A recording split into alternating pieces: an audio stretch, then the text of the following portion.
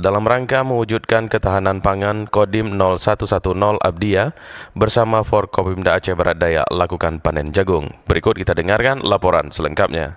Dalam rangka mendukung program nasional swasembada pangan, Kodim 0110 Abdiya bersama unsur Forum Komunikasi Pimpinan Daerah Forkopimda Kabupaten Aceh Barat Daya menggelar gerakan panen jagung serentak di Desa Pauh, Kecamatan Susoh, Kabupaten Aceh Barat Daya. Kegiatan panen jagung perdana tersebut diikuti elemen pemerintahan, swasta, dan petani setempat yang dihadiri langsung oleh Bupati Aceh Barat Daya, Dr. Safarudin, beserta Dandim 0110 Abdiya, Letkol Infantri Beni Maradona, dan jajaran Forkopimda lainnya. Safarudin mengatakan, Kabupaten Aceh Barat Daya memiliki potensi besar sebagai lumbung pangan provinsi sebab geografi wilayah terletak di jalur strategis. Selain posisi area, dukungan masyarakat terhadap sektor pertanian pun sangat tinggi.